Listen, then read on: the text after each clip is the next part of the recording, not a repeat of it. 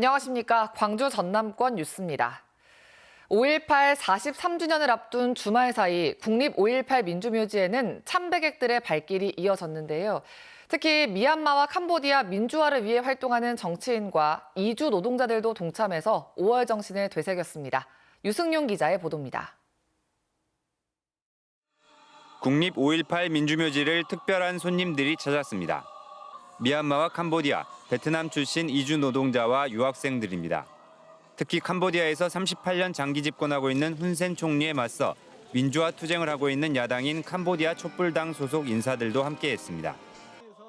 윤상원 열사, 문재앙 열사 묘역 등을 참배하며 5.18 희생 영령들을 추모하고 고국의 민주화를 염원했습니다. And we will take back what we see here and help people to fight for really democracy in Cambodia. 5.18 민주묘지를 찾은 참배객은 토요일 하루에만 4만 8천여 명. 일요일에도 전국 각지에서 참배객 수만 명이 찾아 5월 영령의 희생정신을 기렸습니다. 이러이러한 역사도 있었고 이랬고 자세하게 설명도 듣고 여기 돌아가신 분들이 어떻게 돌아가셨고 당시가 어떻고 뭐 이런 거를 정확히 이제 아이들도 알았으면 좋겠다 뭐 이런 생각 때문에 전국 각지에서 모인 천주교 청년 신도 수백 명은 민주묘지를 참배한 뒤 도보 순례를 이어가기도 했습니다. 함께 그거를 기억하고 싶었어요. 더 많은 사람들이 이걸 알았으면 좋겠다는 그런 바람을 갖고 친구들과 같이 참여하게 됐습니다. 한편 18일 5.18 민주화운동 43주년 기념식에는 지난해처럼 정부와 여당 인사들이 대거 찾을 것으로 예고된 가운데 윤석열 대통령도 참석할 것으로 전해졌습니다. KBS 뉴스 유승용입니다. 5.18 교육관 위탁 운영 사업자 선정에서 탈락한 부상자회와 공로자회가 강기정 광주시장을 고소하기로 했습니다. 부상자회와 공로자회는 민주화운동 교육관을 위탁 운영할 기관 공모 과정에 강기정 시장과 공무원들이 부당하게 개입했다며 강 시장과 공무원들을 상대로 광주지방검찰청에 고소장을 내기로 했습니다. 이에 대해 광주시는 독립적이고 공정하게 선정 절차를 진행했다며 고소에 유감을 표시하고 이후 진행될 위탁 수탁 업무도 공명정대하게 진행하겠다고 밝혔습니다. 앞서 광주시는 민주화운동 교육관 위탁 운영기관 공모에 신청한 부상자회를 부적격으로 판정해 재공모했고 다시 부상자회와 공로자회가 지원하자 적격자 없음으로 결정하고 운영기관을 선정하지 않았습니다. 광주시가 첨단 3지구역 월출동 일원에 의료특화 산업단지를 조성합니다. 광주시는 월출동 일원 46만 제곱미터에 2029년까지 2,600억 원을 들여 의료산업 육성 특화 산업단지를 조성할 예정이라고 밝혔습니다. 광주시는 바이오헬스 산업을 육성하는 정부 정책에 맞춰 의료특화단지를 조성해 의료도시로 성장할 토대를 만들어갈 계획입니다. 한편 월출동과 용전동의 신규 산단 예정지는 투기 억제를 위해 오늘부터 3년 동안 토지거래 허가구역으로 지정 고시됐습니다. 로컬 크리에이터 들어보셨나요? 지역 문제를 해결하면서 지역의 가치를 창출하는 사람들을 일컫는데요. 전라북도 익산시가 로컬 크리에이터의 창업 도우미로 나섰다고 합니다. 네트워크 소식 전주방송총국 조경모 기자입니다. 두 해 전 다니던 직장을 그만두고 서울에서 익산으로 내려온 최희서 씨. 전 직장 동료 3명과 함께 자금을 모아 낡은 시골집을 고쳐 커피숍과 민박집을 운영하고 있습니다. 빡빡했던 서울 생활과는 달리 깨끗하고 탁 트인 자연 환경 속에서 마음의 평안과 위안을 얻고 있습니다. 민박집 손님들이 휴가지 일터로 사용할 공유 사무실도 조만간 열 계획입니다. 도시 사람들이 이제 코로나 겪으면서 이제 워케이션처럼 시골이나 다른 휴양지 와서 일하는 것들이 좀 늘었었잖아요. 그래서 저희도 춘포가 너무 좋고 사람들 힐링할 수 있는 장소라고 생각해서 최 씨처럼 지역의 특산물이나 문화, 자연, 역사 등을 사업 소재로 활용하는 청년 창업가를 로컬 크리에이터라고 합니다. 익산시가 올해 전북에서는 처음으로 로컬 크리에이터 30명을 선발해 창업을 돕기로 했습니다. 사업 자금으로 3천만 원씩을 지원하고 창업 교육과 맞춤형 경영 자문도 해줍니다. 익산시는 청년들에게 지역의 특성을 알려 창업을 유도하면서 인구 유입을 꾀하고 있습니다. 실제 이번에 선발한 로컬 크리에이터 30명 가운데 7명은 다른 지역에서 익산으로 거주지를 옮길 예정입니다. 지역 기반이다 보니 지역과 함께 상생해서 일자리 창출시키고 지역 농가, 청년, 그 외에 관계되신 모든 분들이 상생할 수 있는 지역의 가치를 활용한 청년 창업 정책이 소멸 위기를 맞고 있는 지방에 활력을 되찾아줄지 관심을 모으고 있습니다. KBS 뉴스 조경모입니다. 네, 세종시의 특산물 가운데 하나가 100년을 넘게 재배해온 복숭아라는데요. 그런데 농사를 포기하는 농가가 해마다 늘고 또 올해는 전남의 배나 감처럼 냉해가 심해서 명맥 유지가 힘들다고 합니다. 대전방송총국 박지은 기자가 취재했습니다.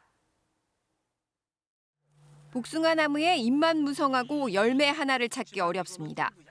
올봄 이상 기온 탓에 동해를 입은 데다 꽃이 일찍 피면서 수정률까지 떨어졌기 때문입니다. 농사가 완전히 100% 망쳤다고 봐야죠. 보다시피 8개도 안 달렸어요. 올해는 정말 속상해요. 복숭아 농사를 포기하는 농가들도 속속 나오고 있습니다. 이상 기온 탓에 농사일은 어려워지고 수확량은 감소하는 데다 세종시 개발이 계속되면서 땅값이 크게 올랐기 때문입니다. 땅을 보상을 받다 보니까 딴 데서 땅을 사긴 샀는데 도저히 힘들어서 못 하겠어요. 지금 완전 여름화가 돼서 도저히 복숭아 과일이 안 맞는 것 같아요. 실제로 세종 지역의 복숭아 재배 면적은 3년 전 320헥타르에서 지난해 313헥타르로 줄었습니다. 지역 대표 축제로 꼽히는 조치원 복숭아 축제도 물량 확보에 비상이 걸렸습니다. 복숭아가 맺혀 있지 않습니다. 그래서 그 축제에 수급에 관한 물량을 농협에서도 관심 갖고 어떻게 할 것인가에 대한 고민을 하고 있습니다.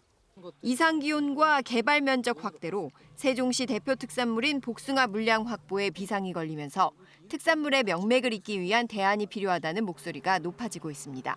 KBS 뉴스 박지은입니다. 지난달 초 이상 저온으로 인한 전남 지역 과수작물의 냉해와 관련해 자치단체 실태조사가 일주일 연장됩니다. 전라남도는 애초 12일까지 일선시군의 냉해조사 결과를 받을 계획이었지만 정확한 피해 조사를 위해 조사 기한을 오는 19일까지로 연장했다고 밝혔습니다. 전라남도는 과수작물 외에도 영암, 대봉감 등 임산물의 냉해 실태도 오는 19일까지 조사할 예정입니다. 코로나19 위기 경보가 심각 단계에서 경계로 하향 조정된 가운데 인플루엔자 등 호흡기 질환이 계속 확산하고 있습니다.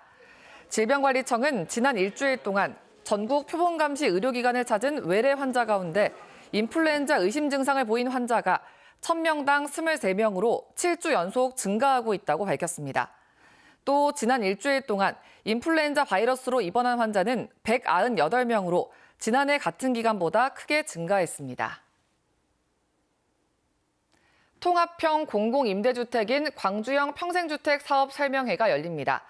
광주도시공사는 광주형 평생주택 1호인 상무지구 공공임대주택 사업 설명회를 내일 오후 공사청사에서 연다고 밝혔습니다. 이번 설명회에서는 상무지구 평생주택 추진 현황과 유형별 세대수, 건축 계획, 입주 신청 자격과 입주자 모집 일정 등을 공유할 예정입니다.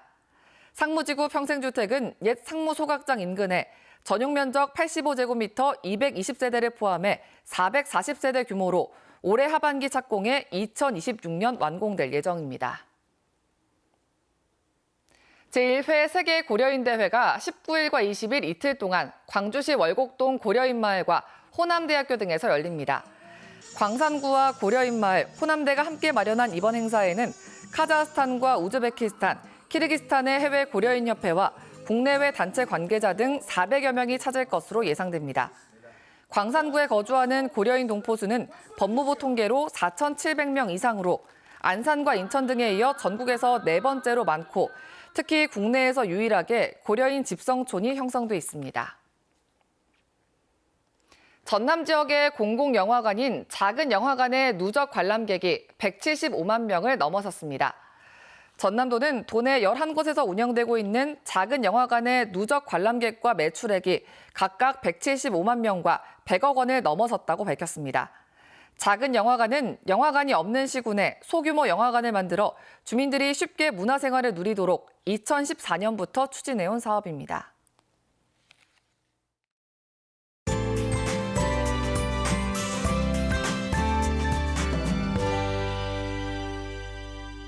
오늘 낮 동안 초여름 더위가 찾아오겠습니다. 아침 기온도 평년과 비슷한 수준으로 시작하고 있는데요.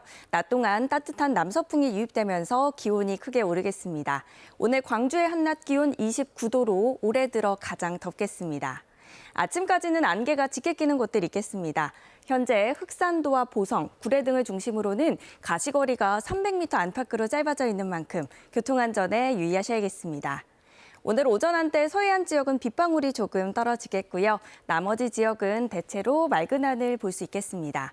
낮 동안에는 강한 햇볕에 오존은 나쁨, 자외선은 매우 높은 단계 예상됩니다.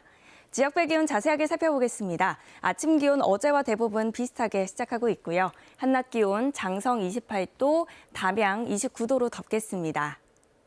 여수의 낮 최고 기온 22도, 곡성 29도 등으로 낮 기온은 어제와 비슷하거나 1, 2도가량 높겠습니다. 목포의 한낮 기온 25도, 무안과 영암 27도까지 오르겠고요. 신안을 비롯한 도서 지역은 21도에서 26도가 예상됩니다. 바다의 물결은 전해상에서 비교적 잔잔하겠습니다. 내일은 기온이 더 오르겠고요. 이번 한 주는 목요일에만 기온이 살짝 내려가고 대부분 초여름 날씨 보이겠습니다. 날씨였습니다. 5월 15일 뉴스광장 마칩니다. 시청해주신 여러분 고맙습니다.